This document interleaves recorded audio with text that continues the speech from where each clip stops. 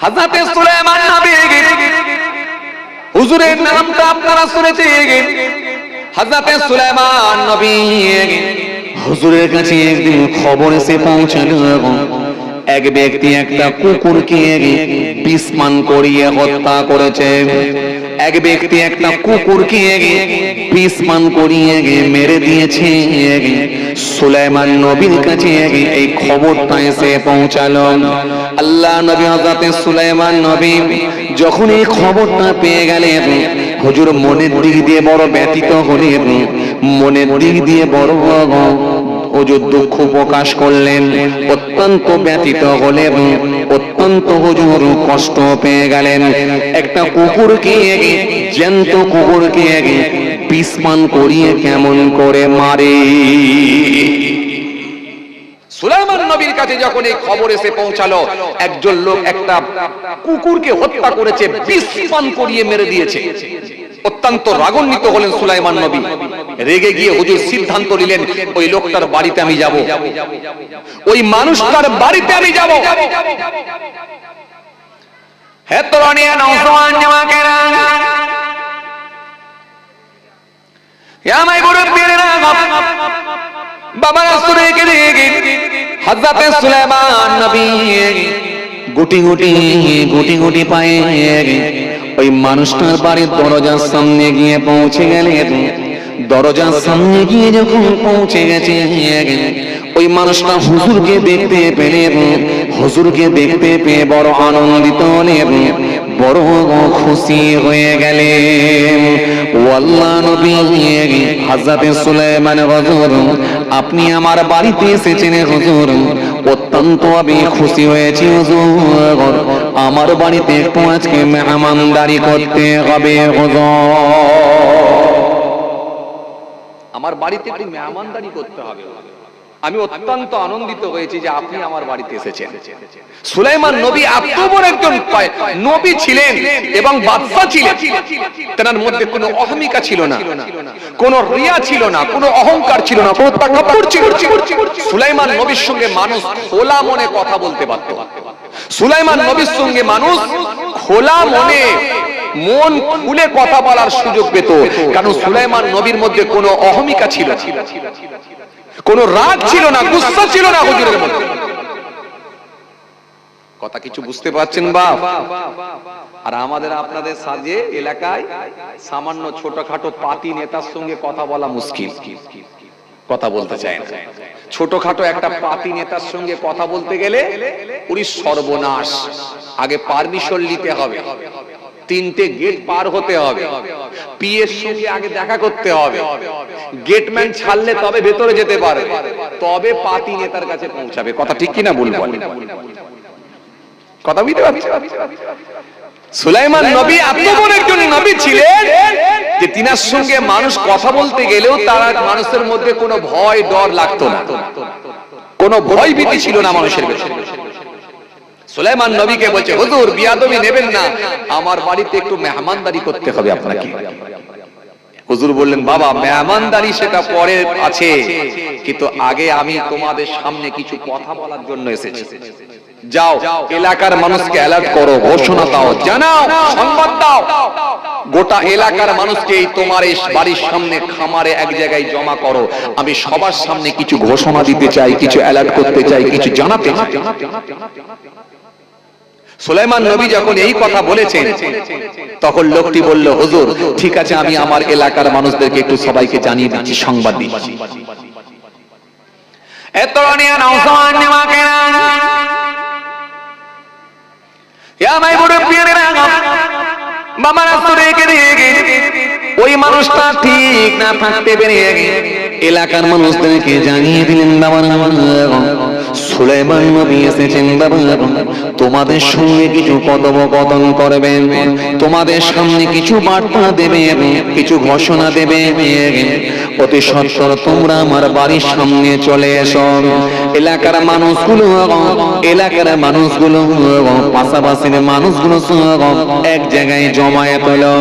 আল্লাহ নবী সুলাইমান নবী দাঁড়িয়ে পড়লেন সবার সামনে, দাঁড়িয়ে বললেন, বাবারা বাবারা শুনে রেখে দাও বাবারা, 5টা প্রাণীকে তোমরা যেন হত্যা করো না বাবা, কেননা 5 প্রকারের প্রাণীকে তোমরা যেন হত্যা করো না, 5 প্রকারের প্রাণীকে তোমরা যেন মেরো না, হত্যা করো না, কেননা কিছু এমন প্রাণী আছে যেগুলো বদদোয়া করলেও আল্লাহর দরবারে কবুল হয়, কিছু এমন প্রাণী আছে যেগুলো দোয়া করলেও কাজ হয়, কবুল হয়।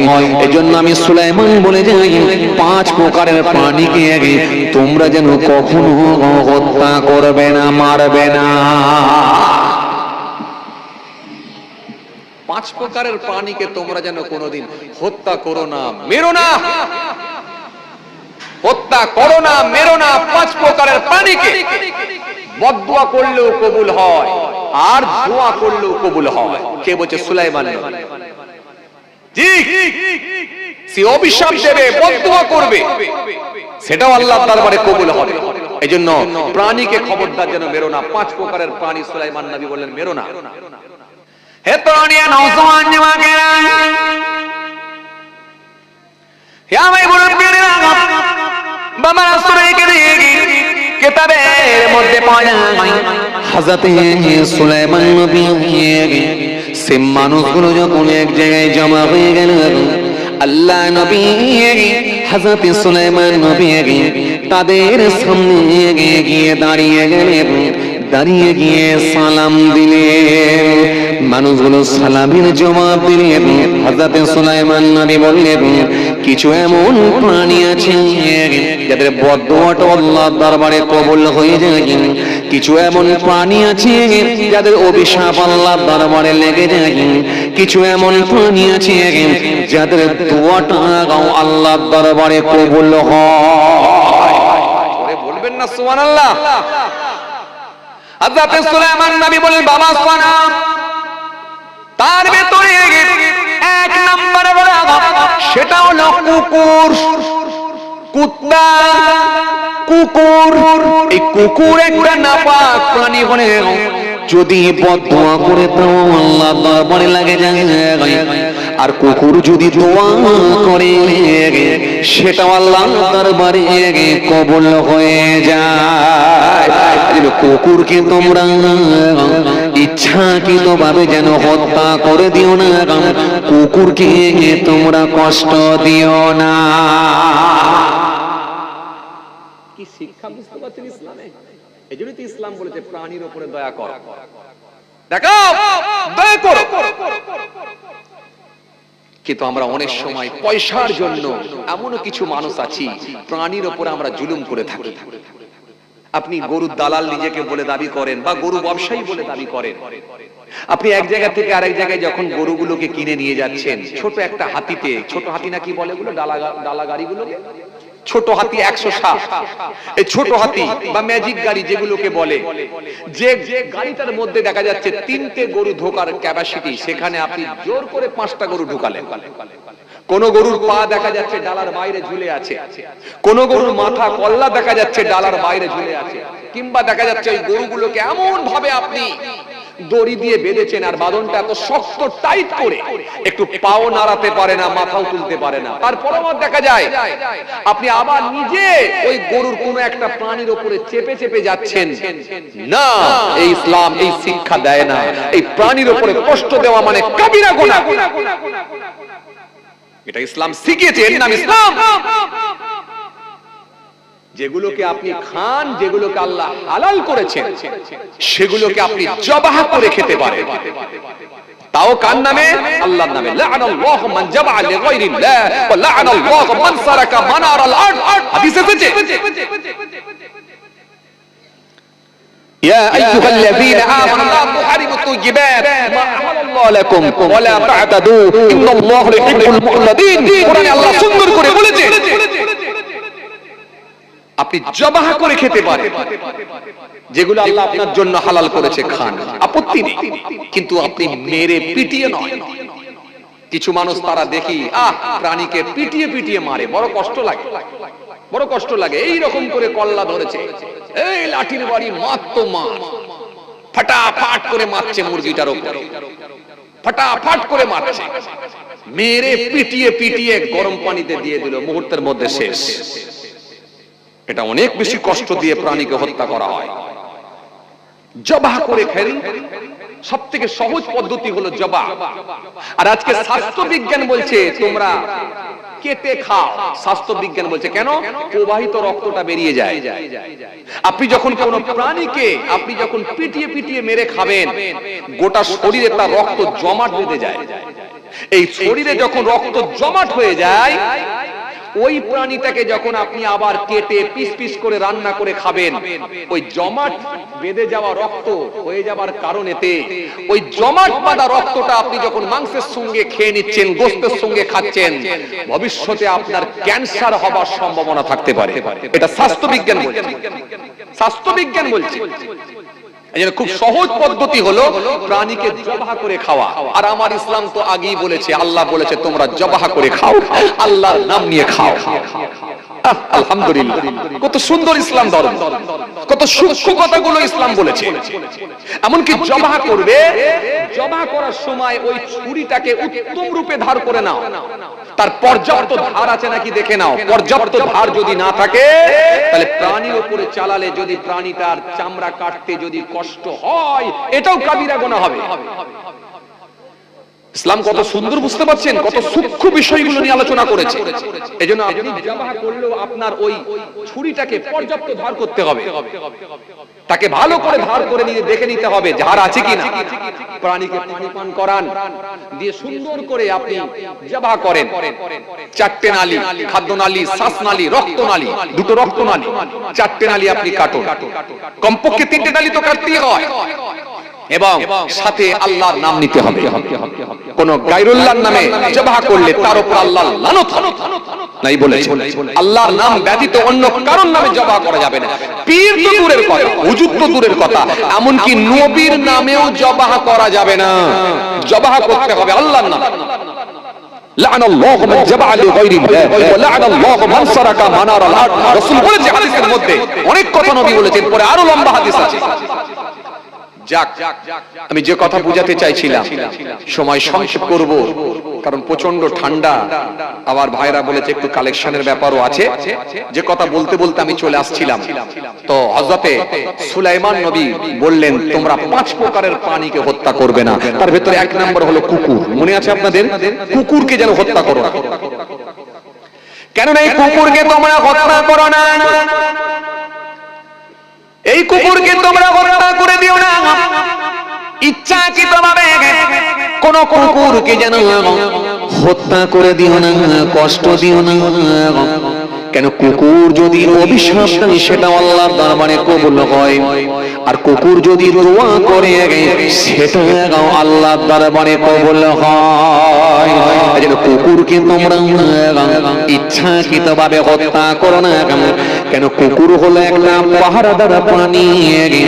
এই কুকুরটা আপনার ফসল, আপনার সম্পদ, আপনার টাকা পয়সা, আপনার বাড়িতে পোষা যে আপনার গৃহপালিত পশুগুলো আছে সেগুলোকে পাহারা দেওয়ার দায়িত্ব পালন করে, সেটা হলো কুকুর। এর কুকুর হলো পাহারাদার প্রাণী। কেন? আপনার বাড়িতে আপনি যে গৃহপালিত পশুগুলোকে পুষেছেন, ছাগল হতে পারে, ভেড়া হতে পারে, গাভী হতে পারে, এগুলোকে পাহারা দেওয়ার দায়িত্ব পালন করে, সেটা হলো কুকুর। কুকুরকে তোমরা যেন হত্যা করে দিও না, জানে মেরে ফেলো না। হযরত সুলাইমান নবী বললেন এটা হলো নাম্বার 1। কুকুরকে যেমন জানে মেরে ফেলবে না, আবার ওই কুকুরকে আপনার ব্যবহার করা, আপনার গৃহে যে ঘরে আপনি বসবাস করেন ওই ঘরেতেও যেন থাকার জায়গা করে দিও না। কেন? কুকুর যে ঘরেতে থাকবে সেই ঘরেতে রহমতের ফেরেশতা প্রবেশ করে না। যে ঘরেতে কুকুর থাকবে সেই ঘরেতে আল্লাহর ফেরেশতারা ওই ঘরে যাবে না। হাদিসের মধ্যে এসেছে রাসূল করিম সাল্লাল্লাহু আলাইহি ওয়াসাল্লাম একদিন বাড়ির মধ্যে আছেন, কামরার মধ্যে আছেন, কথা শুনছেন, কামরার মধ্যে আছে। তো আল্লাহ রাসূল সাল্লাল্লাহু আলাইহি ওয়াসাল্লাম একটু যেন মনের দিক দিয়ে যেন একটু চিন্তিত হয়ে পড়লেন, একটু উসখুস করছেন, নবী যেন একটু চিন্তিত হয়ে পড়েছেন, একটু বিরক্তি প্রকাশ করছেন, এরকম হচ্ছে কেন, এরকমটা হলো কেন? মায়েশা সিদ্দিকা রাদিয়াল্লাহু তাআলা আনহা জিজ্ঞাসা করলেন, ইয়া রাসূলুল্লাহ, আপনি এরকম করছেন কেন? আল্লাহ রাসূল সাল্লাল্লাহু আলাইহি ওয়াসাল্লাম বললেন, দেখো এই সময়ে হযরতে জিবরাইল ফেরেশতা আসার কথা ছিল, তো জিবরাইল ফেরেশতা আসেনি, তাই আমি চিন্তিত হয়ে পড়লাম, কেন এলো না? ফেরেশতার ওয়াদা তো মিস হয় না, ফেরেশতার ওয়াদা, আল্লাহর ওয়াদা মিস হবে না, নবীদের ওয়াদা মিস হবে না। ওয়াদা মিস করতে পারি আমরা সাধারণ মানুষ, এই জন্য তো মুনাফিকের সঙ্গে অনেক মানুষের মিলে যাবে, মুনাফিকের আলামতগুলো মানুষের ভিতরে থাকবে। এই জন্য হাদিসে এসেছে, রাসূল বলেছেন, ক্বালা আয়াতুল মুনাফিকি সালাসা, ইযা হাদাসা কাযাবা ওয়া ইযা ওয়া'আদা আখলাফা ওয়া ইযা তুমিনা খান। মুনাফিকের তিনটা আলামত, তার মধ্যে একটা হলো ইযা হাদাসা কাযাবা, সে যখন কথা বলবে মিথ্যা হবে, কথা বললে কথা বলে না, কথা বললে কি বলবে? মিথ্যা বলবে। এটা হলো প্রথম আলামত, কথা বলে না। এত টক আম খাটার ডাল করে খাওয়া যায় না, আর লোক কিনতে গেলে বলছে হিমসাগর ভাই, একবার দিলে সব খেতে ইচ্ছা করছে। কথা বলে এই লোক নেই তো সমাজে, কথা বলেন এই লোক নেই তো, আছে না নাই? আপেলের গায়ে যে জায়গাটা দাগ লেগেছে, যে জায়গাটা পচন ধরেছে, সেই জায়গাটা ফল দোকানদার নিজের দিকে ঘুরিয়ে রেখেছে, আর যে জায়গাটা পরিষ্কার আছে, একেবারে চকচক করছে, স্বচ্ছ আছে, সেটা কাস্টমারের দিকে দিয়েছে, দিয়ে বলছে ভাই একদম তাজা, খালি পানি ঝাপটা। আরে কথা বলেন এখানে এই লোক নেই, অন্যান্য জায়গায় আছে, আপনাদের ভাবলা তো মাশাআল্লাহ নাম করা, কি বলেন? সারা এলাকা খুঁজলে, সারা এলাকা খুঁজলে মনে হয় একটা বিড়িখোরও পাওয়া যাবে না, কি বলেন আপনি? একদম চাচা বলেছে, একদম যাওয়ার সময় বাম হাতে বিরিয়ানি আর ডান হাতে লাল বাতি। জলসা ভালো হচ্ছিল, কিন্তু রাত হয়ে গেল গো, আর রেল লাইনের ধারে কি ঠান্ডা, অনেকটা রাত হয়ে গেল। এত রাতে কি আর তোমার চাচি জেগে আছে নাকি কি জানি, এখন আবার যদি বিরিয়ানি তুলতে খেতে তুলি, তাহলে আবার গাল খেতে হবে। যাক আর তুলবুনি, ঘাটাবুনি, তোমার চাচি খুব রাগি লোক, এমনি তুললি ঘেটে গেলি বিপদ, গালাগালি খেতে হবে। যাক যা আছে বিরিয়ানি নিয়ে যে ফ্রিজের উপর রেখে দেবো, ভালো থাকলে সকালে খাবে, পচে গেলে আর কি করবে? ওই যে হুজুর কুকুরের ওয়াজ করলো, কুকুরকে খাইয়ে দেবে। এখন ধোঁয়া ওপর দিকে উঠছে, হুজুরের ওয়াজ ওপর দিকে উঠছে, ওপর দিকে বেরিয়ে গেল। আল্লাহ, যে পরিস্থিতি খুব খারাপ, খুব খারাপ। নকল মালের উপরে লেখা আছে নকল হইতে সাবধান। আসল আর চিনবেন কোথায়? আসল কই? আসল কই? যে আপেলটা পচে গেছে, সে আপেলটা নিজের দিকে ঘুরিয়েছে, ঘুরিয়ে দিয়ে আর লোককে বুঝাচ্ছে টাটকা আপেল। এজন্য রাসূল বললেন, এটা হলো মুনাফিকের আলামত, মানুষকে ঠকিয়ে দেয়। এখানে একরকম, ওখানে একরকম, এই যে দুরকম, ভিতরে একরকম, বাইরে একরকম, এটা মুনাফিকের আলামত। হাদিসে এসেছে, রাসূল বলছেন আলামত তিনটে হবে। এক নম্বরে সে কথা বললে মিথ্যা বলবে, আর কি ওয়াদা দিলে পূরণ করবেন, ওয়াদা দিলে পূরণ করবেন। মুদিখানার দোকানে 4000 টাকা ধার খেয়ে এসেছে, আমি দেবন, ছেলে পাঠালে টাকা দিয়ে দেবো। তুমি টেনশন করছো কেন? 12 তারিখে আসছি। 12 তারিখ হয়ে 14 তারিখ হয়ে 15 তারিখ হয়ে গেল। কি বলো চাচা, টাকাটা দেন? বলুনি গো, আমি তোমাকে ফোন করতে ভুলে গেছি গো, ফোনটা আমারই করা দরকার ছিল গো।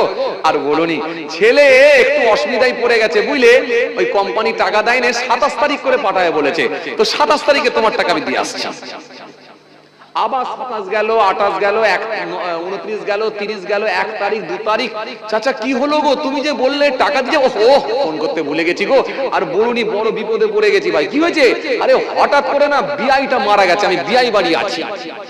সবই মিথ্যা চলছে।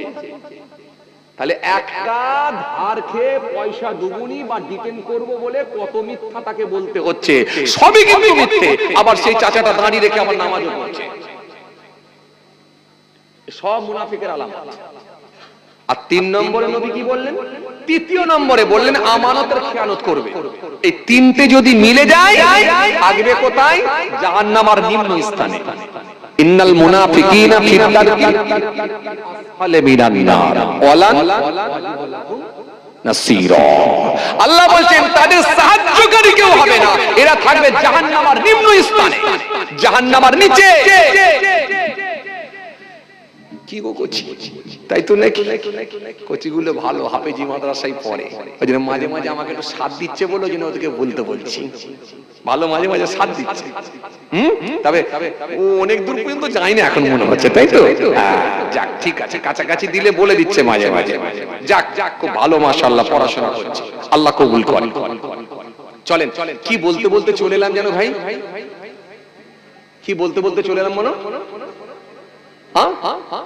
কুত্তা কুকুর পাহারাদার প্রাণী, তা বলে যেন একে নিজের ঘরেতে নিজে যে কামরায় থাকো, যে কামরাটাই তুমি শয়ন করো, শুয়ে থাকো, যে কামরা তোমার বেডরুম, ওই বেডরুমে যেন থাকার জায়গা করে দিও না।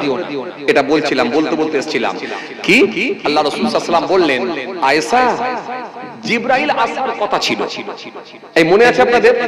জিবরাইল ফেরেশতা আসার কথা ছিল, আসেনি। জিবরাইল ফেরেশতা তো ওয়াদা এরকম ভঙ্গ হওয়ার কথা নয়, তাই আমি রাসূল বড় চিন্তিত হয়ে পড়েছি যে আসেনি কেন, কি কারণে আসছে না।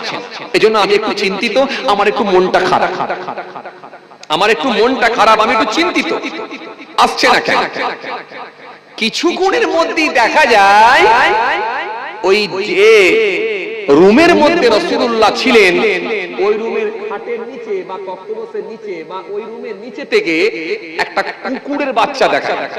যেই কুকুরের বাচ্চাটা দেখা গেল, আল্লাহ রাসূল সাল্লাল্লাহু আলাইহি ওয়াসাল্লাম বলে, আয়েশা এই কুকুরের বাচ্চাটাকে তাড়াও, মেরুনি আস্তে করে তাড়িয়ে বার করে দাও।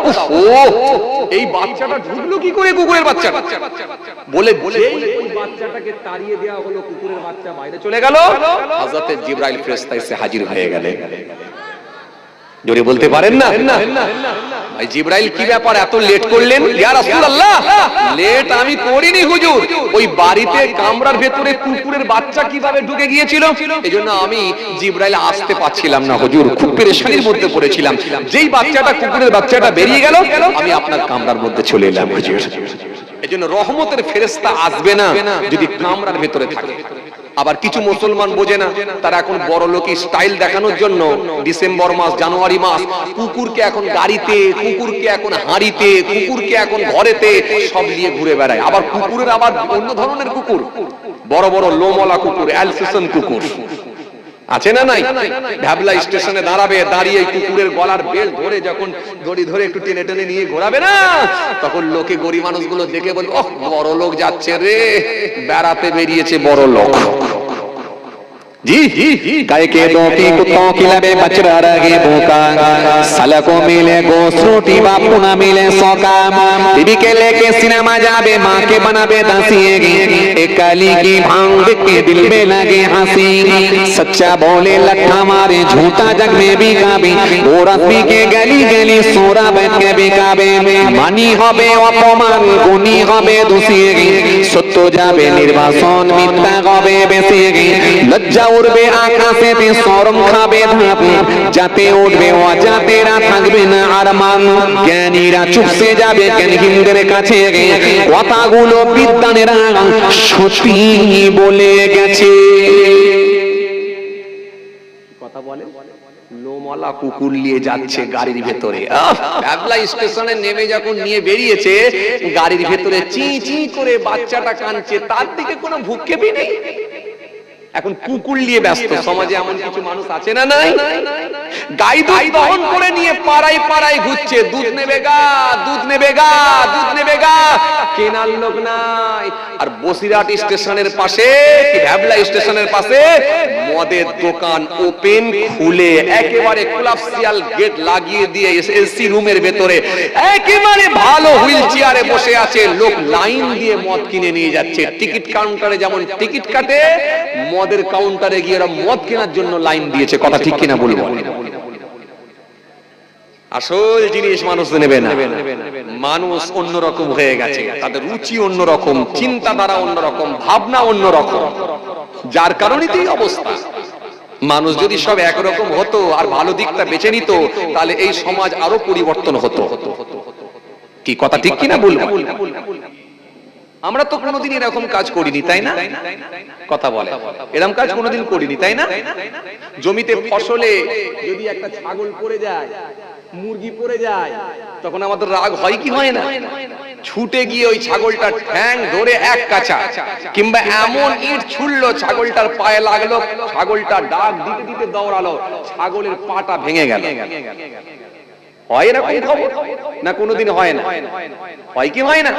কিংবা আপনার জমিতে আপনার ফসলে ছাগল পড়েছে, কিংবা কোন মুরগি পড়েছে, কোন ছোটখাটো মুরগি পড়েছে, ছাগল পড়েছে, মুরগির বাচ্চা নিয়ে দাঁড়িয়ে এসে জমিতে এসে ফসল নষ্ট করেছে, আপনি এত রাগান্বিত হলেন, রেগে গেলেন, রেগে গিয়ে আপনি অত্যন্ত রেগে গিয়ে ওই জমিতে কীটনাশক ওষুধ ব্যবহার করলেন, ওষুধ ছড়িয়ে দিলেন, কিংবা কোনো মেডিসিন ছড়িয়ে দিলেন, দিয়ে একটা লাল ঝান্ডা তুলে দিলেন, লাল ঝান্ডা তুলে দিয়ে বুঝিয়ে দিলেন, আমার এই জমিতে আমি বিষ ছড়িয়ে দিয়েছি, সাবধান হয়ে যাও, সতর্ক হয়ে যাও। এখন এই যে লাল ঝান্ডা তুলে দিলেন, আপনি সতর্ক করছেন কাকে? মুরগি, হাঁস, ছাগল, ভেড়া এদেরকে। তার মানে আপনার লাল ঝান্ডাটা ওই মুরগি, হাঁস মনে হয় খুব ভালোই বোঝে। কি বলেন আপনারা? বোঝে তো না বোঝেনি? কথা বলছে না। বোঝে না? বোঝে? বোঝে না? আপনাদের ভ্যাবলার এলাকার এই মুরগি, হাঁসগুলো বোঝে না? কেন বুঝবে না? কেন? এ তো লাল ঝান্ডা তুলে দিয়েছেন। তার মানে আপনি কাকে সতর্ক করছেন? হ্যাঁ, ও মানুষকে। তার মানে ওই যে মুরগি ছেড়েছিল বা ছাগল ছেড়েছিল, তার মানে ওকে সাবধান করে দিলেন। ওকে সাবধান করে দিয়ে বুঝিয়ে দিলেন, তুই খালেকের জমিতে যেতে বলবি, মালিকের জমিতে যেতে বলবি, সত্তারের জমিতে যেন না আসে। কেন? লাল ঝান্ডা তোলা আছে। মানে আপনি আপনার মুরগিকে বলে দিলেন, হাঁসকে বলে দিলেন, ওর জমিতে খবরদার যাবি না। তার মানে ও আর আপনার জমিতে যাবে না। খুব চাপ, খুব চাপ। আবার আমরা নিজেকে ধার্মিক বলি, আবার মুখে দাঁড়ি রেখেছি, আবার মাথায় টুপিও করছি, বড় জুব্বাও করছি, সেগুলো আমরা করছি। কে বলেছে করেন? জি, একটু ফসলে ছাগল পড়েছে বলে, কি মুরগি গিয়ে একটু নষ্ট করেছে বলে আপনি বিষ ছড়িয়ে দিচ্ছেন। এমন আপনার ওই বিষ খেয়ে, কীটনাশক ওষুধ খেয়ে, বা ওই আপনার কি বলে বিষাক্ত আপনার ওষুধ খেয়ে ওই মুরগিটা এসে বাড়িতে ঝিমিয়ে পড়লো। দেখা গেল কয়েক ঘন্টার মধ্যে মুরগিটা মারা গেল, কিংবা ছাগলটা মারা গেল। আপনি একবারও ভাবলেন না যে আপনার এই বিষেতে, আপনার এই কীটনাশক ওষুধেতে একটা প্রাণ যেতে পারে, ছাগল হোক, মুরগি হোক, কোন প্রাণীর জান যেতে পারে? এটা আপনি একবারও ভাবলেন? আবার নিজেকে বিরাট ধার্মিক লোক বলে মনে করেন, নিজেকে বিরাট ধর্মভীরু বলে মনে করেন, নিজেকে বিরাট খোদা ভীরু বলে মনে করেন। জোহরের নামাজ পড়ে মসজিদ থেকে এসেছেন, আপনার বিবি একটু মন টন খারাপ করে বসে আছে। কি হলো গো, মন খারাপ কেন? ওই যে তুমি শখ করে বিড়াল পুষেছো, ওই বিড়ালটা এসে পাতিটা উল্টে দিয়ে মাছের টুকরোটা খেয়ে চলে গেল। বলো কি? রেগে গেলেন। আপনি একজন নামাজি লোক, রেগে গিয়ে কি করলেন? একটা এমন বড় লাঠি নিয়ে ছুড়লেন বিড়ালের দিকে লক্ষ্য করে, ছুটে গিয়ে একেবারে সেই লাঠিটা গিয়ে বিড়ালের পায়ে লাগলো, পাটা ভেঙে গেল, ম্যাও ম্যাও করতে দৌড়লো। আপনি আবার আসরের নামাজ গিয়ে পড়ে গেলেন। আসরের নামাজ পড়ে আসছেন আর বলছেন মনে মনে, বেটা আর কোনদিন আসবি, আর কোনদিন খাবি? কথা বলেননি কেন? হয় কি হয় না? হাদিস পাকের মধ্যে এসেছে, রাসূল করিম সাল্লাল্লাহু আলাইহি ওয়াসাল্লাম জানাচ্ছেন, মেরাজের রাতে আল্লাহ নবী সাল্লাল্লাহু আলাইহি ওয়াসাল্লাম জি তিনি দেখতে পেলেন জাহান্নামের ভেতরে এক ব্যক্তি জ্বলছে। আল্লাহ নবী সাল্লাল্লাহু আলাইহি ওয়াসাল্লাম জিজ্ঞাসা করলেন, এই আল্লাহর ফেরেশতা, এই লোকটা কি করেছিল, কি এমন অন্যায় করেছিল যে এই লোকটা আগুনে জ্বলছে, এইভাবে শাস্তি ভোগ করছে? তখন রাসূল সাল্লাল্লাহু আলাইহি ওয়াসাল্লামকে জানানো হলো, আল্লাহ নবী সাল্লাল্লাহু আলাইহি ওয়াসাল্লামকে জানানো হলো, ওই মানুষটা একটা বিড়ালকে ঝুড়ির ভেতরে বা একটা আপনার কি বলে ঝুড়ির ভেতরে বা একটা কি বলে ওটাকে পাতির ভেতরে, ঝুড়ির ভেতরে চাপা দিয়ে রেখেছিল। কেন? ওই বিড়ালটা কোন একটা অন্যায় করেছিল বলে ওই বিড়ালটার অন্যায়কে ক্ষমা না করে সে ঝুড়ির ভেতরে ভরে রেখেছিল।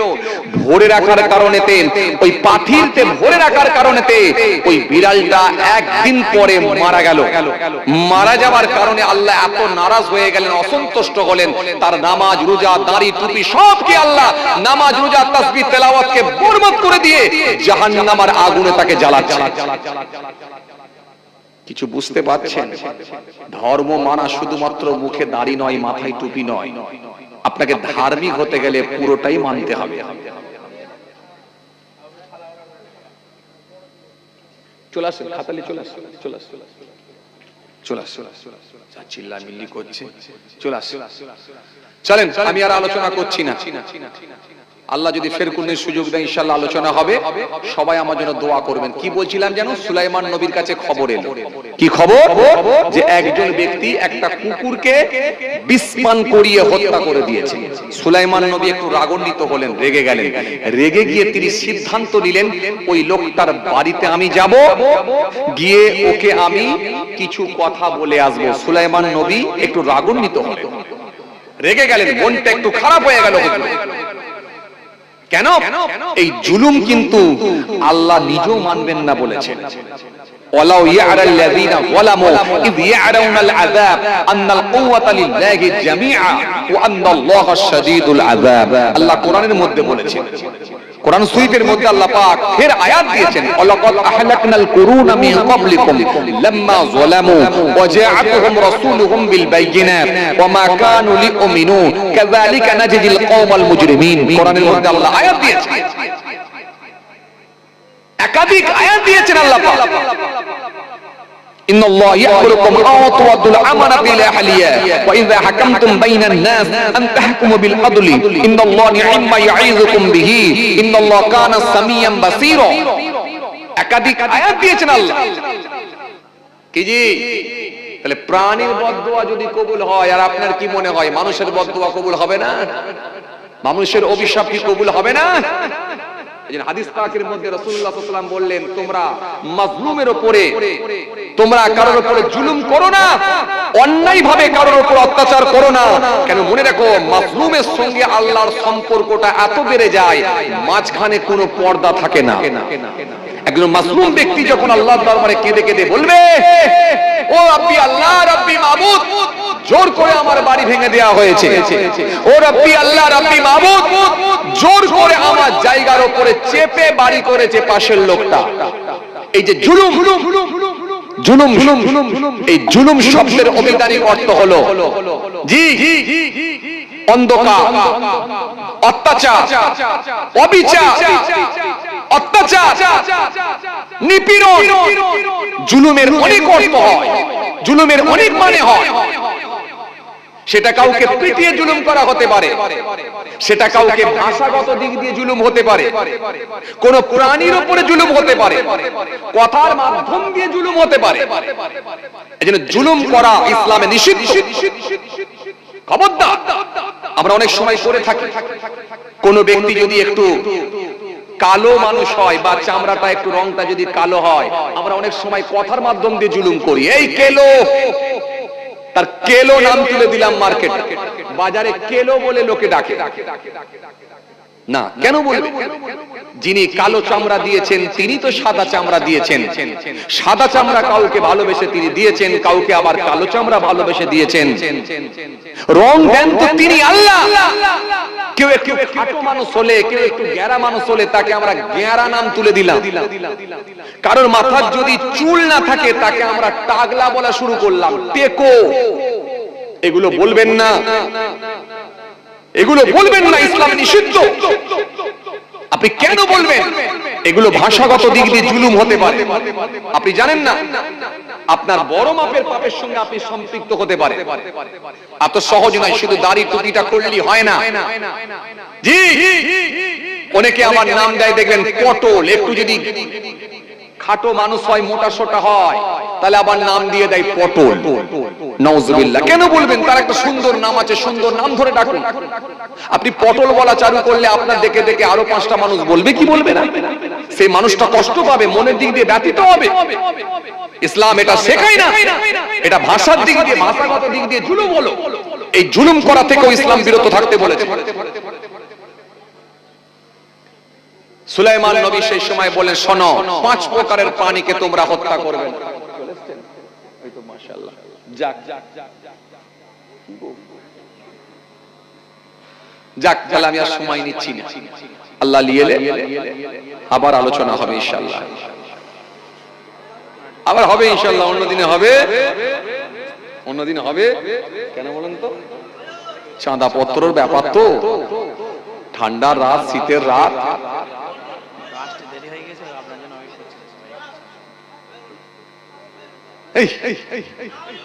এই না নয়, মহা মুশকিল তো। আরে বসিরার ওলা করলো এত মহা ঝোঁক কেন? মুশকিল আল্লাহ, যে বসিরারের লোক মাশাআল্লাহ ঘর ঘর হুজুর। দেরি হয়ে যাবে, চাঁদা তুলতে গেলে আমার দেরি হয়ে যাবে, সময় লেগে যাবে।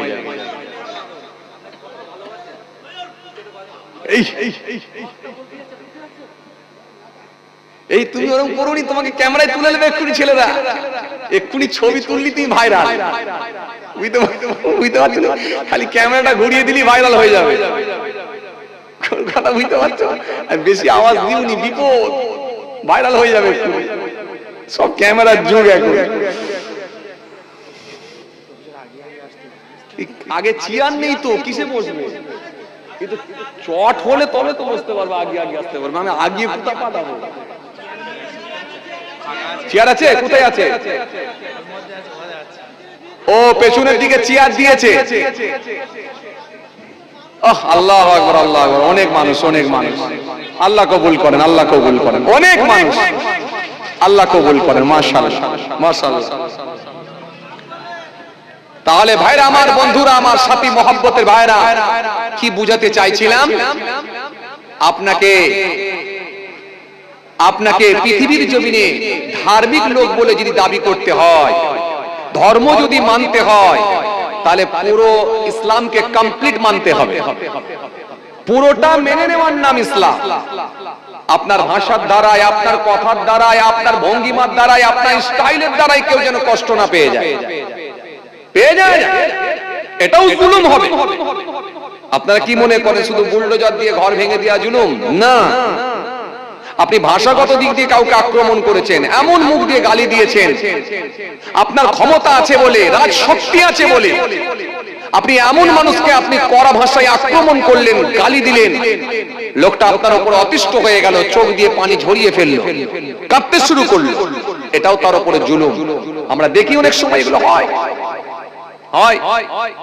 এলাকায় যখন কোন সালিশি বসে, গ্রাম কমিটি বসে, বা মিটিং আপনার কি বলে, যখন বিচারে বসে, এখন দেখা যায় কত এরকম নেতা আছে, কত এরকম গ্রামের মোড়ল আছে, তারা এসে বিচার করতে এসে এমন দেখা যাচ্ছে একটা গরিব মানুষকে এমন ভাবে আক্রমণ করলো যেন মনে হচ্ছে যত দেশ তারই দোষ।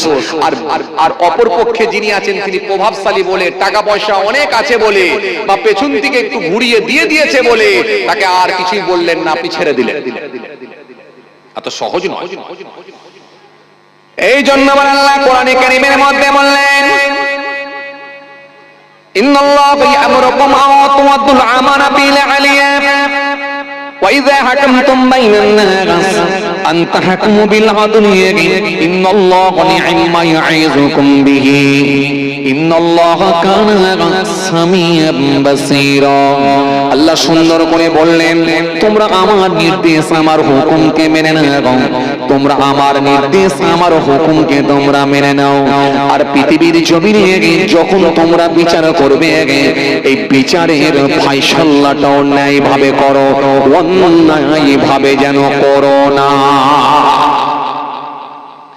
আপনি যদি এই আয়াতকে সামনে রেখে যদি একটু বাস্তবের দিকে মেলান, এই পৃথিবীর জমিনে বহু নেতা আছে, ধরা খেয়ে যাবে। এই পৃথিবীর জমিনে বহু শক্তিশালী বাদশাও আছে, তারা ধরা খেয়ে যাবে। এই পৃথিবীর জমিনে অনেক বাপ ধরা খাবে, এই পৃথিবীর জমিনে অনেক দাদু ধরা খাবে। তার তিনটে ছেলে থাকার কারণে একটা ছেলে ইন্তেকাল হয়ে গেছে, কিন্তু ওই ছেলেটা মারা গেলেও তার একটা সন্তান আছে, পুত্র সন্তান আছে। এই সন্তানটাকে পৃথিবীর জমিনে রেখে দিয়ে মারা গেছে, কিন্তু ওই পুত্র সন্তান যখন একটু বড় হবে, সব বুঝতে শিখবে। চাচারা কি করলাম, দুইটা চাচা তার বাপকে বুঝিয়ে নিয়ে গেলেন, অর্থাৎ ওই বাচ্চাটার দাদুকে বুঝালো, বুঝিয়ে বলল যে কোনো উপায়ে ওই ভাবিকে, ওই বাচ্চাকে বাপের বাড়ি পাঠাতে হবে। দাদু তখন ওই তার পোতার মাকে ওই বৌমার উপরে নির্যাতন শুরু করলো। ওই বৌমাটা তখন কাঁদতে লাগলো। ওই বৌমাটা তখন কাঁদতে কাঁদতে আল্লাহর দরবারে বলতে লাগেন, মালিক আজকে যদি আমার স্বামী বেঁচে থাকতো তাহলে এই বাড়ি আমাকে ছাড়তে হতো না। আজকে মালিক আমাকে এই বাড়ি ছেড়ে চলে যেতে হয়। মালিক ও আমার আল্লাহ, আমার শ্বশুর কি এই বাচ্চাটার মুখের দিকেও তাকালো না। ঝরঝর করে কাঁদতে লাগে। ও মুসলমান শুনে রাখেন, ওই ছোট বাচ্চাটাকে কোলে করে নিয়ে বুকে করে নিয়ে সে বাপের বাড়ি যেতে বাধ্য হয়ে যায়। কিন্তু কাল কিয়ামতের ময়দানে, হাসরের ময়দানে এরকম দাদু কিন্তু আল্লাহর দরবারে গ্রেফতার হয়ে যাবে, যারা পৃথিবীর জমিনে ন্যায় বিচার হক ভাবে বিচার করতে পারে না।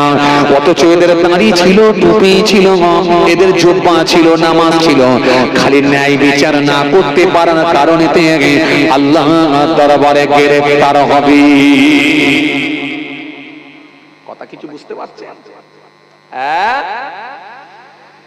এই জন্য দেখতে হবে কোন দিক দিয়ে যেন জুলুম না হয়।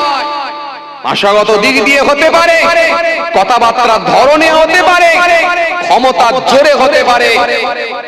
এটা কিন্তু ইসলাম আপনাকে শিখিয়েছে, আল্লাহ শিখিয়েছেন, আমি ছেড়ে দেবো না, ছেড়ে দেবো না। এই জন্য সুলাইমান নবী বললেন, তোমার মেহমানদারি পরে হবে, আগে এলাকার মানুষদেরকে ডাকো। মনে আছে তো আপনাদের? এটা বলতে বলতে চলে এলেন, হুজুর একটু মেহমানদারি আপনাকে করতে হবে। এই মেহমানদারি এটাও ইসলাম শিখিয়েছে। নবী মুসা একদিন আল্লাহকে বলেছেন, আল্লাহ যখন কারো কোনো ব্যক্তির উপরে আপনি খুশি হন কি দেন? আল্লাহ বললেন, খুশি হলে তার বাড়িতে আমি একটা কন্যা সন্তান দিই, একটা মেয়ে সন্তান দিই, কন্যা সন্তান দিই। আমরা কতটা অজ্ঞ হলে এগুলো পারি, কতটা মূর্খ হলে পারি। কন্যা সন্তান হলেও আমরা বেজার হয়, নারাজ হয়। আছে না? আছে না কিছু মানুষ দুটো কন্যা সন্তান পর পর হয়েছে বলে বইয়ের উপরে নির্যাতন করে। এমন স্বামী আছে না? নাই আছে, নিজের বিবিকে পর্যন্ত ডিভোর্স দিয়ে দেয়, তালাক দিয়ে দেয়, দুটো কন্যা সন্তানের জননী মা হয়েছে বলে। যেন মনে হচ্ছে এই কন্যা সন্তান আর পুত্র সন্তান, এটা মনে হচ্ছে যেন তার বিবির উপরে ডিপেন্ড করে। আসলে কিন্তু না, দেওয়ার মালিক আল্লাহ। মনে রাখবেন, এই দেওয়ার মালিক আল্লাহ। আর কন্যা সন্তান হলে আপনি আনন্দের সঙ্গে গ্রহণ করেন, আল্লাহ খুশি হয়েছে বলি আপনাকে কন্যা সন্তান দিয়েছে। মুসা সালাম জিজ্ঞাসা করেন, আল্লাহ যখন কারোর উপরে খুশি হন কি দেন? আল্লাহ বলেন, খুশি হলে আমি তাকে একটা কন্যা সন্তান দান করি, একটা মেয়ে সন্তান হয় তার বাড়িতে। মেয়ে সন্তান হলে আমরা বেজা। কথা বলেন, দুটো মেয়ে হয়েছে, মুখ শুকিয়ে গেছে, আছে না? নাই জি, পরপর তিনটে মেয়ে হয়েছে, মুখ শুকিয়ে গেছে, রাগ রেগে গিয়ে চায়ের দোকানে বসে আছে, মুখ খুব ভুদা করে বসে আছে, একদম মুখে হাসি টাসি কিছু নেই, ঝিমিয়ে বসে আছে। পাড়ার ছেলেরা বন্ধুরা ওই রাস্তা দিয়ে যাচ্ছে, যেতে যেতে বলছে, দেখতে পেয়ে বলছে, কি হলো বন্ধু, এরকম ঝিমিয়ে চায়ের দোকানে বসে আছিস কেন? অনেকক্ষণ ধরে তোকে দেখছি, তোর মুখে হাসি টাসি নেই, ব্যাপারটা কি? তোর মন টন খারাপ করে বলে, জানিস আর কি বলবো, তোর ভাবির আমার মেয়ে হয়েছে। মন খারাপ, তোর ভাবির মেয়ে হয়েছে। আবার ওই ছেলেটাই 3 বছর পরে ওই চায়ের দোকানে বসে ডবল পান একসঙ্গে ঢুকিয়েছে, দুটো পান একসঙ্গে মুখে দিয়ে আর মুখ নাড়াতে পারে না, হব হব করছে। পাড়ার ছেলে দিকে দেখতে পাচ্ছে, বন্ধু দিকে দেখতে পাচ্ছে, বন্ধু কি খাবি বল, কি খাবি বল বন্ধু। তখন বলছে, কি ব্যাপার বলতে গেলি? আরে কি খাবি বল না, চা খাবি, কোল্ড ড্রিঙ্কস খাবি, সন্দেশ খাবি, আরে রাজভোগ খাবি, কি খাবি বল না খালি। তখন বলছে, কি ব্যাপার বলতে গেলি, তোর মনে আজকে এত আনন্দ কিসের? তখন বুকটা চাপড়ে বলছে, আমার একটা ছেলে হয়েছে। কথা মনে বুঝতে পারেন? তার মানে ছেলে হলে এর হয়, আর মেয়ে হলে ভাবির হয়। কথা বুঝতে পারছেন? তার মানে কতটা মূর্খ, কতটা অজ্ঞ। তার মানে ওকে কি দিয়ে মারা দরকার বলেন দেখিনি? কাঁচা সরু কঞ্চি। বোঝেন আপনারা? ছোটবেলায় দেখেছেন প্রাইমারি স্কুলের বাচ্চাদেরকে আনন্দ দেওয়ার জন্য এবং মানুষকে আনন্দ দেওয়ার জন্য অনেক সময় আমরা ছোটবেলায় দেখতাম, বলতো যেমন খুশি সাজো। তার মানে যে যেমন করে খুশি সেজে মানুষকে আনন্দ দেবে, মানুষ আনন্দ উপভোগ করবে, যেমন খুশি সাজো। কথা বুঝছেন না? আর একে কিভাবে পেটাতে হবে জানেন? সরু কঞ্চি 4-5 জন মিলে হাতে নিয়ে বলতে হবে, যেমন খুশি মারো। কথা বুঝতে পারছেন না? এই যেমন খুশি মারো যদি বলা হয় তবে ব্যাটা ঠান্ডা হবে। বদমাইশি করার জায়গা পাওনি। কন্যা সন্তান হলে বেজার, আর ছেলে হলে বিরাট খুশি। আমি বলি ছেলে নয় রে বেটা, শোন, লাঠি হয়েছে লাঠি, তোকে পেটাবার জন্য একটা যন্ত্র তৈরি হয়েছে লাঠি। তবে হ্যাঁ, সব ছেলে নয় আলহামদুলিল্লাহ। ধর্মীয় শিক্ষা যদি দিতে পারে, কোরআন হাদিসের শিক্ষা যদি থাকে, হ্যাঁ আলহামদুলিল্লাহ, বুড়ো বয়সে তাহলে বাড়িতে বসে বসে খেতে পাবে। আর নাহলে বুড়ো বয়সে আবার অনেক বাপেরাও জানে ছেলের ভাত পায় না, মেয়ের বাড়ি চলে যায়। গোনা গোনা আছে না? নাই জি, মেয়ের বাড়ি চলে যায়। মেয়ের বাড়ি গেলে একটু, মেয়ের বাড়িতে গেলে অনেকটা একটু যেন মনের দিক দিয়ে আনন্দ পায়। এই জন্য মেয়ে আছে ভাগ্যবান মনে করে। মুসা সালাম বলে, আল্লাহ খুশি হলে কি দেন? আল্লাহ বলছে খুশি হলে তার বাড়িতে আমি একটা কন্যা সন্তান দিই। মুসা সালাম বলছে এরপরে যখন খুশি হন কি দেন? আল্লাহ বলছে এরপরে যখন খুশি হয় আমি আল্লাহ খুশি হলে তার বাড়িতে মেহমান পাঠাই, অতিথি পাঠাই। অতিথি মেহমান এলেও আমরা বেজার, নারাজ। 12:30টার সময় যদি মেহমান এসে যায়, মাথাটা একটু চুলকে দিয়ে বলছে টাইম টেবিলের জ্ঞান নেই, যখন তখন এলি হলো। আছে না? আরে কথা বলছেন না কেন? আছে না? এরকম আছে না? নাই। আরে বাবা, মেহমান এসছে তো কি হয়েছে, এক গিলাস লেবু পানি শরবত করে দেন না। সাদা ভাত হয়েছে, ঘরোয়া তরকারি হয়েছে, আপনি বলেন ভাই এক মুঠো খেয়ে যাবেন, আমার রেডি আছে সব। সাদা ভাত, ঘরোয়া তরকারি যা হয়েছে সেটাই দেবো, অন্য আপনার জন্য এক্সট্রা কিছু হচ্ছে না, যেটা বাড়িতে ছিল সেটাই হয়েছে। যদি সে টাইম থাকে খেয়ে যাবে, আর টাইম না থাকলে বলবে না ভাই আপনি শরবতটা খাইয়েছেন, এটি আলহামদুলিল্লাহ, আল্লাহ করলে কোনোদিন খাবো। মনের দিক দিয়ে সে দোয়া করতে করতে আপনার জন্য যাবে। আর আমরা তো এত চালাক, খাই রে হাই, গেটের বাইরে পার করে দিয়ে বলছি একটু খেয়ে গেলে হতো তো। কথা বলে না, এরকম লোক নেই? বিশাল চালাক, সব জায়গায় চালাক। একটা ডাক্তারখানায় গেলেও লাইনের আগে ঢুকে যাবে। কথা বলে না। একটা এটিএমে টাকা তুলতে গিয়ে বলে ভাই তুমি কোন বাসে করে এলে বলো তো? বলে আমি তো এই 16-20 বাস দৌড়িয়ে এলাম। ও বাসটা আজকে খুব কম চলছে বুঝলে। কথা বলতে বলতে ওকে পিছনে ফেলে দিয়ে আগিয়ে চলে গেল। মারাত্মক জিনিস রে ভাই, এ মানুষ যে কি ডেঞ্জার, পুরি সর্বনাশ। এই জন্য যে যত বেশি চালাক হবে সে তত বেশি মার খাবে আল্লাহর দরবারে, তত বেশি মার খাবে যে যত বেশি চালাক হবে। আর খুব সহজ সরল ভাবে যে জীবন যাপন করবে, মানুষ তাকে ঠকিয়েছে কিন্তু সে ঠকে গেছে, কাউকে ঠকায়নি। চেষ্টা করেছে যাতে করে না ঠকি, কিন্তু তারপরও ঠকেছে, কিন্তু কাউকে ঠকায়নি। সহজ ভাবে জীবন যাপন করেছে, আল্লাহর কাছে খুব সহজে জান্নাতে যাবে। আর যত বেশি চালাকি করবে, যত বেশি বদমাইশি করবে, তত বেশি আল্লাহর কাছে মার খাবে। চালাকিটা বুঝতে পারছেন? কিছু কিছু লোক নিজেকে বিরাট চালাক মনে করে। বিচার করতে এসেছে, সালিসি বসেছে, সেখানে এসে যখন লোকটা হাউমাউ করে কাঁদছে, বলছে যা কি করবি, আর যাক অন্যায় করে ফেলেছে, যাক ছেড়ে দে ছেড়ে দে। সে বেচারা মন টন খুশি হয়ে চলে গেল। ও বাবা, ও লোক ফের পঞ্চায়েতে গিয়ে বলছে ছেড়ে কি দিবি রে, আছলা বাঁশ দিয়ে দে, 20,000 টাকা জরিমানা কর। দুদিন পরে দেখা যাচ্ছে আবার তাকে ফোন করে বলছে ভাই একটু পঞ্চায়েতে এসে দেখা করবে, নেতা বাবু বলে দিয়েছে একটু পঞ্চায়েতে এসে দেখা করতে হবে। তার মানে এ হচ্ছে সামনে একরকম, পেছনে এটা হচ্ছে মুনাফিকের আলামত। ওয়াইযা লাকুল্লাযীনা আমানু ক্বালু আমান্না ওয়াইযা খালাউ ইলা শায়াতিনহিম ক্বালু ইন্না মাআকুম ইন্নামা নাহনু মুস্তাহজিউন। আল্লাহ বলে দিয়েছে ছাড়বো না আমি। চলেন ভাইরা আমার, বলতে গিয়ে সময় লেগে যাচ্ছে। আমার দিনদার ইমানদার নেক আল্লাহ ভাইরা, ওয়াজ মাহফিলটা বর্তমানে এমনি খুব বেশি বেশি হচ্ছে, ওয়াজ শোনার ব্যবস্থাপনাটাও অনেক উন্নত মানের হয়ে গেছে। প্রত্যেকের পকেটে পকেটে এখন মোবাইল ফোন, অ্যান্ড্রয়েড ফোন এসে পৌঁছে গেছে। তো সুতরাং আমরা সব তথ্য এখন হাতের মুঠোয় পেয়ে যাচ্ছি। গোটা পৃথিবী আপনার এখন হাতের মুঠোয়। তো সেই জন্য ওয়াজ শোনার যে অভাবটা ছিল সেটা আর নাই, সেটা পূরণ হয়ে গেছে। এবারে পরিপূর্ণভাবে মেনে নেওয়ার লোক দরকার। পরিপূর্ণভাবে যদি মেনে নিতে পারি আমরা, নিশ্চিতভাবে আমরা আল্লাহর কাছে বেনিফিট পাবো, নিশ্চিতভাবে আমরা সওয়াবের হকদার হব। আর পরিপূর্ণভাবে যদি মেনে নিতে পারি, নিশ্চিতভাবে আমার আল্লাহর ওয়াদা আছে, আমি তোমাদেরকে আমার দয়ার জান্নাত দেব। এই জন্য কোরআন শরীফের মধ্যে আল্লাহ রাব্বুল আলামিন বলেছেন, ইয়া আইয়ুহাল্লাযীনা আমানু দুখুলু ফিস সিলমি কাফা, হে ঈমানদারেরা তোমরা সম্পূর্ণভাবে ইসলামের মধ্যে দাখিল হও।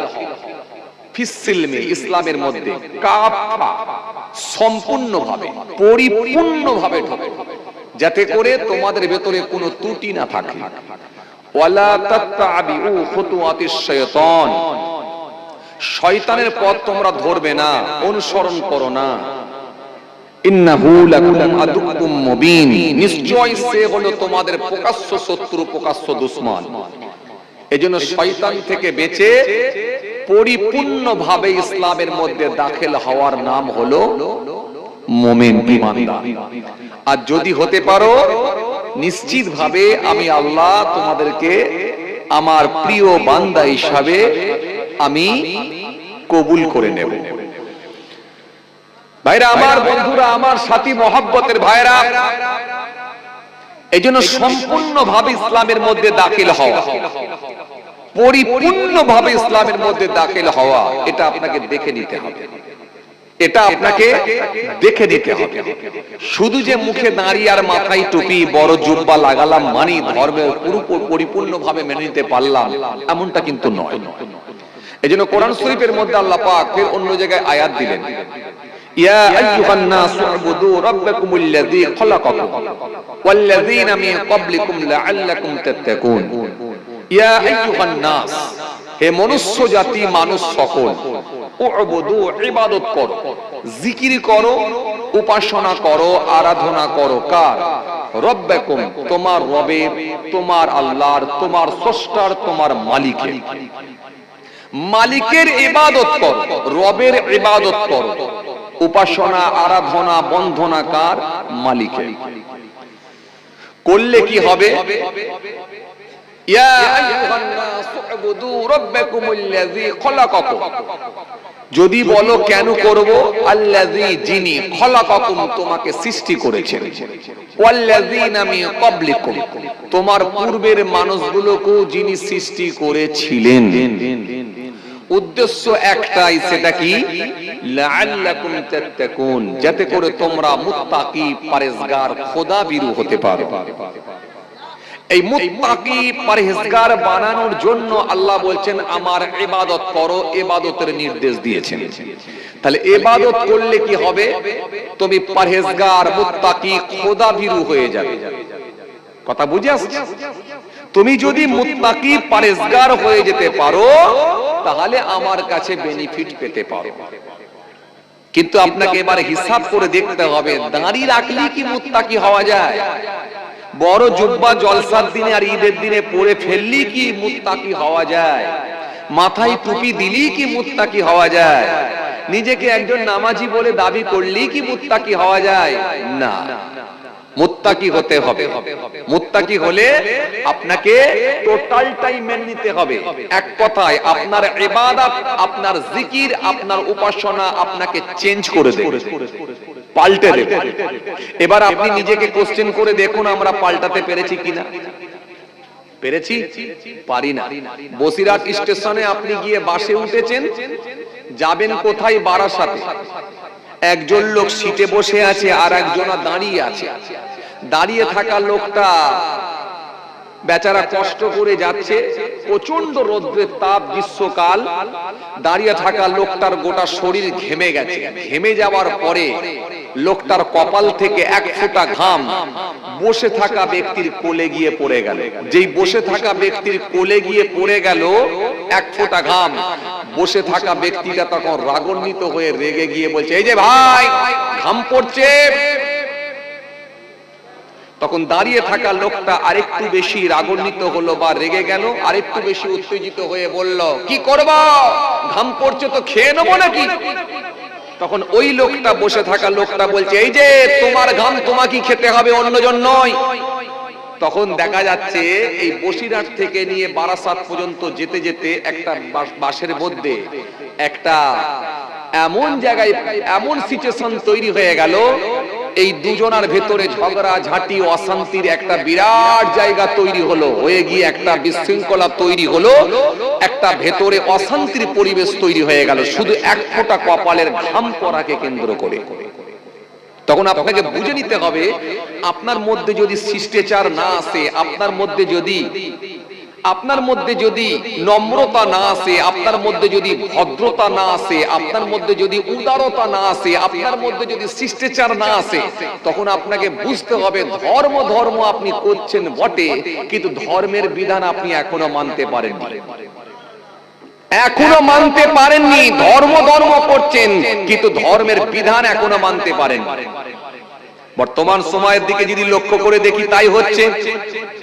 কি মুসলিম সমাজের কিছু নেতা, কি অমুসলিম কিছু নেতা, তাদের যে ব্যবহার, তাদের যে কথাবার্তার ধরন, তাদের যে ভঙ্গিমা, তাদের যে স্টাইল, আমাদেরকে এগুলো হতভম্ব করে দেয়, অবাক করে দেয় যে এরা নেতা নাকি না কোনো গন্ডা, কোনো মাস্তান। কেউ বলে মেরে উড়িয়ে দেব, কেউ বলে উল্টো দিকে পা ঝুলিয়ে দিয়ে খালি সোজা করব, কেউ বলে ভাগীরথীতে ভাসিয়ে দেব, কেউ আবার বলে এখান থেকে সব তাড়িয়ে দেব। এগুলো হচ্ছে নেতাদের ভাষণ। অথচ সেই মানুষগুলোকে আমরা একটা শ্রেণীর মানুষ আবার তাদেরকে সাপোর্ট করি। তার মানে বুঝতে হবে, যে অন্যায়কে সাপোর্ট করে তার মানে সেও একজন অন্যায়কারী। অন্যায়কারী না হলে অন্যায়কে কখনো সমর্থন করতে পারে না। সারা দেশের দিকে যদি তাকান, একেবারে বিভিন্ন স্টেট, বিভিন্ন রাজ্য থেকে শুরু করে আমার রাজ্য পর্যন্ত ম্যাক্সিমাম নেতাদের বক্তৃতা, ম্যাক্সিমাম নেতাদের কথাবার্তার ধরন, ম্যাক্সিমাম নেতাদের যে আপনার কি বলে বলার ভঙ্গিমা, সবটাই কিন্তু গন্ডা, সবটাই কিন্তু একেবারে সেই গন্ডা মাস্তানদের মতোই। কোনো তফাৎ আছে বলে আমার মনে হয়নি। সব গন্ডা মাস্তানদের সঙ্গে এদের আর কোনো তফাৎ নাই। ভাবতে অবাক লাগে। অথচ আমরা ধর্ম করে লাফালাফি করছি। কেউ মসজিদ বানাবো বলে লাফালাফি করছি, কেউ বা আমার মন্দির বানাবো বলে লাফালাফি করছি। সারা ভারতবর্ষ জুড়ে মন্দির আর মসজিদের রাজনীতি চলছে, কিন্তু এরপরও মানুষ নম্র হয়েছে হয়নি, মানুষ ভদ্র হয়েছে হয়নি, মানুষের মধ্যে শিষ্টাচার এসেছে আসেনি, মানুষের মধ্যে উদারতা এসেছে আসেনি, মানুষের মধ্যে সম্প্রীতি এসেছে আসেনি, মানুষের মধ্যে সেই মনোবৃত্তি আসেনি। এখন মানুষ পুরো হিংস্র পশুর ন্যায় হয়ে গেছে। তাদের কর্মকাণ্ডের মাধ্যম দিয়ে, তাদের কার্যকলাপের মাধ্যম দিয়ে, তাদের বক্তৃতার মাধ্যম দিয়ে, তাদের ভাষাগত দিক দিয়ে, সব দিক দিয়ে যদি মিলিয়ে দেখেন, একটা হিংস্র পশুর থেকেও মানুষের আচার ব্যবহার কথাবার্তা খারাপ হয়ে গেছে। সুতরাং আমাদের অবাক করে যে এরা আবার কি করে মন্দির মসজিদের রাজনীতি করে।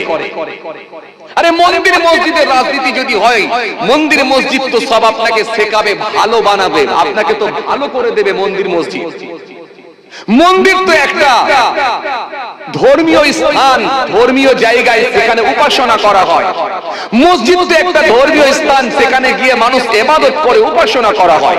তো এই মসজিদে গিয়ে যদি আপনি উপাসনা করেন, মন্দিরে গিয়ে যদি উপাসনা করেন, গির্জায় গিয়ে যদি প্রার্থনা করেন, উপাসনা করেন, আপনি তো ভালো হয়ে যাবেন। তো ভালো হতে পেরেছি কোথা আমরা? ভালো হতে পেরেছি কোথা? সামান্য একটা বাসে করে নিয়ে যখন বারাসাত থেকে আমরা যখন যাচ্ছি, আপনার কি বলে বসিরহাট, একটা লোকের পায়ে যদি পা পড়ে যায়, কুত্তার মতো আমরা আচরণ করি, ব্যবহার করি, কথা বলেন। তো সেই ভদ্রতা কোথায়? সেই নম্রতা কোথায়? সেই ভদ্রতা কোথায়? সেই মানবিকতা কোথায়? সেই মনুষ্যত্ব কোথায়? সেই নম্রতা কোথায়? সেই উদারতা কোথায়? সেই শিষ্টাচার কোথায়? যেন মনে হচ্ছে সব বিলুপ্ত হয়ে গেছে, শেষ হয়ে গেছে, হারিয়ে গেছে। কথা ঠিক কিনা ভুল বলেন? নম্রতা, ভদ্রতা, জি, শিষ্টাচার, জি, সেই উদারতা সব এগুলো যেন হারিয়ে গিয়ে ফলে এখন বেরিয়ে আসছে হিংসা, মারামারি, খুনোখুনি, মেরে ফেলা, কেটে ফেলা, খুনোখুনি করা, সেই যে কর্কশ ভাষায় কথা, তার মানে সব মিলিয়ে বলে দেয় একটা জিনিস, প্রমাণ করে ধর্মকে সামনে রেখে কিন্তু মানুষ আজকে হিংস্র প্রাণীর থেকেও খারাপ হয়ে গেছে। অথচ ধর্ম করছে মানুষ। এই মানুষ ধর্ম করে কিন্তু হিংস্র প্রাণীর থেকেও মানুষ খারাপ হয়ে গেছে। এজন্য মহান আল্লাহ কোরআনের মধ্যে বলেছেন, মানুষের ভেতরে এমন কিছু মানুষ আছে যারা চতুষ্পদ প্রাণীর থেকেও খারাপ, চার পায়ের জন্তুর থেকেও খারাপ। মানুষের ভেতরে এমন কিছু মানুষ আছে। এজন্য আসুন, এই মানুষকে আমার আল্লাহ সৃষ্টির সেরা মানব করে পৃথিবীর জমিনে প্রেরণ করেছেন। সৃষ্টির সেরা মানব করে পৃথিবীর জমিনে আপনাকে আমাকে পয়দা করেছেন, প্রেরণ করেছেন, পাঠিয়েছেন। শুধু যে নামাজ, রোজা, দাড়ি, টুপি করবেন এতটুকু নয়, আপনার মধ্যে উদারতা আসবে, নম্রতা আসবে, আপনার মধ্যে মনুষ্যত্ব থাকবে, আপনার মধ্যে ভালোবাসা থাকবে, আন্তরিকতা থাকবে। আপনাকে হিংসা বিসর্জন দিতে হবে, আপনাকে অহংকার বিসর্জন দিতে হবে, আপনাকে রিয়া বিসর্জন দিতে হবে, আপনাকে প্রতিহিংসা বিসর্জন দিতে হবে, আপনাকে পরচর্চা বিসর্জন দিতে হবে, আপনাকে গীবত বিসর্জন দিতে হবে, আপনাকে অন্যায় মুক্ত জীবন তৈরি করতে হবে। তবেই কিন্তু আপনি লাআল্লাকুম তাত্তাকুন এই মুত্তাকির জায়গায় আসতে পারবেন। ভাইরা আমার, বন্ধুরা আমার, সাথী মহব্বতের ভাইরা,